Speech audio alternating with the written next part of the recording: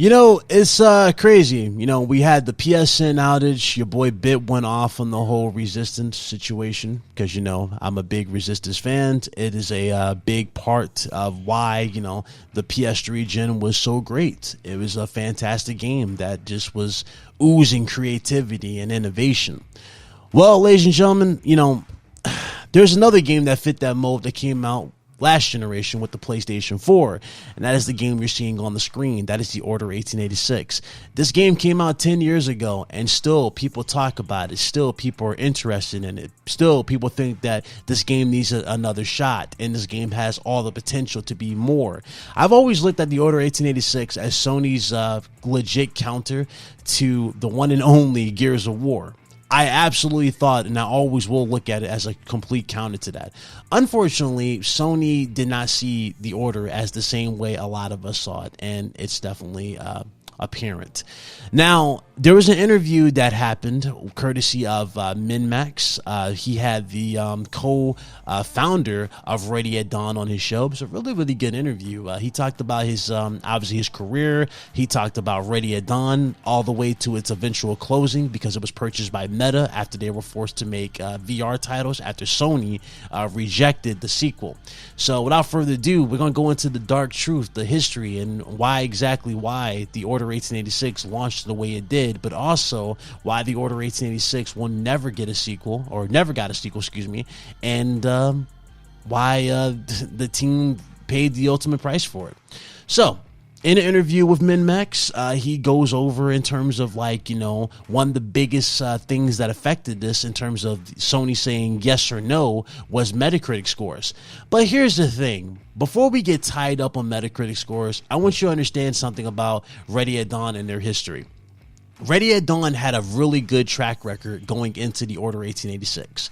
In fact, they dropped 3 awesome PSP games. One of them was Daxter, the other one was God of War, Chains of Olympus, and the other one was Ghost of Sparta. So we had all 3 of those games for PSP, and then they gave us the PS3 collection for God of War Origins. So they were definitely on a good track record, and all these games range from the lowest was like an 84 to like as high as a 91. So Ready at Dawn was definitely giving you some quality games, and they weren't slouching by any chance. However, the Order 1886, this was like their first AAA game, if I remember correctly, like their very own. And this game was plagued right from the get-go by Sony itself with its mismanagement.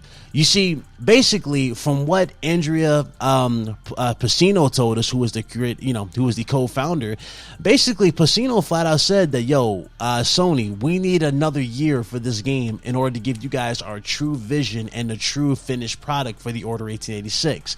Sony pretty much flat out told them, listen, we're not going to do that. We're gonna drop it right now, in a sense, and give them that abrupt, this is our release date type of thing.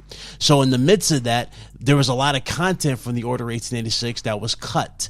And this makes sense for those of you that played the Order 1886 from start to finish. I'm literally going through it for a few scenes, and it's like, it starts off pretty good, here and there, but then you start seeing like key moments that just simply don't make sense. There's a lot of context that's clearly missing. There's a lot of substance that's, not there in regards to setups in terms of building to certain twists and turns that are for the story. It's not there, and that's mostly because it was cut from the final build, and what we got was just, unfortunately, it was the PG-13 version, I guess you could say at this point, because everything was cut that we were looking forward to from the game, and it shows.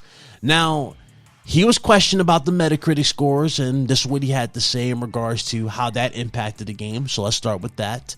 He says, and I quote, I don't think it was the sales. I think it was the critical reception. That's the thing. He said, Sony is a very proud group, and rightfully so. And the critical reception, if it had even been just in the 70s, we would have had the sequel.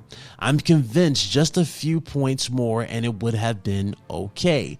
Now, again, that's Metacritic. Metacritic was a big thing, but here's the thing about this, and this is where Sony's mismanagement comes into play.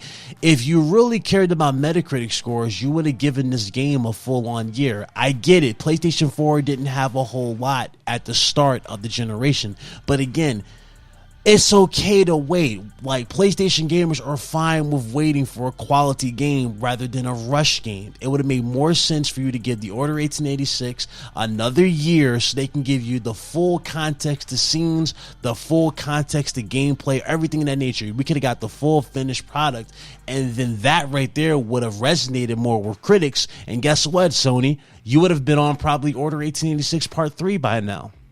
Or 2. You would have had it by now. But of course, Sony said no. And again, in terms of the whole situation, you know, with content being chopped, this is what he had to say in regards to this. He says, one of the problems is that so much was cut, Pacino said. A lot of the more subtle narrative parts were lost because so much was chopped away, and things that were supposed to be interactive became a movie. We needed another year. That's the reality, he said. We needed at least one more year. We didn't get it, so we were like, cut, cut, cut. Pacino said 2018 would have been a very realistic launch window for the sequel, which would have featured multiplayer. And while he didn't confirm what year the game would have taken place in, he said the fan theory that it was going to be set in 1986 was wrong.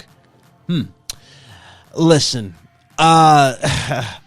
listening to what he just said there, that right there resonates with a lot of us who saw all the potential in the world in the Order 1886. A lot of us said multiple times, I can quote numerous conversations I've had with numerous YouTubers on here where we talked about how big this game could have been if they threw multiplayer in it in the sequel, in terms of having horde modes and different type of ways for you to, you know, just experience the game. Why not let people, you know, have a survival mode where it's, you know, it's kind of like a game of cat and mouse, similar to the Elder scene. You know, one player plays the Elder and the rest of you guys play the actual Order, and basically he has to sneak around, take one of you guys out one by one, you know, add different layers to it, you know, add that horror aesthetic. I'm just saying, there's a lot of stuff they could have done with the Order 1886, and we haven't even gotten into the vampires. What else could they have done? You know what I'm saying? We could have gotten Frankenstein's monster, or hell, maybe even do something similar to what they did with the Van Helsing movie with Hugh Jackman, you know? Have us visit different parts of the city. Have us go to different, you know, places and settings. Have us, you know, solve mysteries like Van Helsing. Have the Order be called in, kind of like the Men in Black sort of thing. I'm just saying, there was a lot of potential to expand and do more with this game. And it's a testament to why this game really does still hold up, but also still has a lot of people and fan interest. And it's a shame that we'll never see it in its full, complete entirety. I do believe if this game was given another year, it would have at least gotten a 75, maybe close to an 80. I do believe it. The Order 1886 had everything that you could possibly want in a video game. It was very creative. It was very stylistic. It was dark. It was gritty. It had the gore. It had awesome werewolf transformations, vampire transformations, of really cool characters you can actually get behind. A very nice setting that, you know, that was very eerie and dark, you know? Like, if you watch that movie, The Last Voyage of the Demeter, it actually fits the aesthetic for this game very, very well. Like, you know, maybe you throw Dracula into the mix, you know what I'm saying? Like, there's a lot of cool things they could have done with the Order 1886. And just let my mind go crazy here thinking about, you know, how much more they could have pushed this. It really does break my heart knowing that we'll never see a sequel. And at a time like this where Sony's so creatively bankrupt and there's literally nothing of crazy value that is dropping out of PlayStation 5 studios as of late in terms of remakes and remasters of games that we've already played on PlayStation 4 that came out in the latter years, right? Not the good ones, but, well, okay, they were good, but you get what I'm saying? The games that came out in the latter years, instead of giving those opportunities to games that really could have benefited from this. If Sony was smart, I would absolutely hit up, you know, Pacino. I would see if I can get a deal struck with Meta and get the people who worked with it, you know, go in there, give them everything they need. Literally, just have them say, listen, okay, we didn't handle this right. Let's make this right for the fans. Let's make this right for you. We'll give you everything you want under the sun to make the dream game that you need. This right here will make everybody have, you know, some sense of closure, and everybody can walk away with a happy, you know, smile on their face. Unfortunately, stuff like that only, you know, it only applies to this fake perfect world in a sense, you know what I mean? But again, it would have been cool to have a moment like that in general. But again, that's just my take on the whole situation. The Order 1886 will always be a gem to me. Yes, it's not the greatest. I'm not going to sit here and lie and say it's the greatest in terms of its gunplay and all that stuff. No. But here's the thing. And this is proven at this point. Look at Uncharted 1 and its gunplay and then compare that to Uncharted 2. Feedback is very important. This type of gameplay would have definitely evolved with a sequel, and it would have got a lot more sharper. It would have got a lot more cleaner, lot more set pieces. That's a word for you. You know what I'm saying? Like, or cinematic, where it would have got a lot more cooler down the road. And I really do think they would have delivered a hell of a lot more with this game as things progress. And that right there, ladies and gentlemen, is my honest take on the Order 1886. Ready at Dawn, unfortunately, did not get a chance to really shine the way that they deserve to, and it hurts. But Ready at Dawn is definitely a studio that I will always say Sony dropped the ball on, and it hurts. Ready at Dawn definitely deserved more, and this game and us as PlayStation fans, in general, we deserve more. And unfortunately, the Order 1886 is one of those games again that just didn't hit the criteria, and it hurts. So anyway, let me know what you guys think in the comment section below. I'll be back with another one tomorrow, man. But yeah, no, that's it. Heartbreaking, definitely heartbreaking. But until next time, y'all be good, man. Y'all enjoy the rest of your day. Thanks for watching. Peace.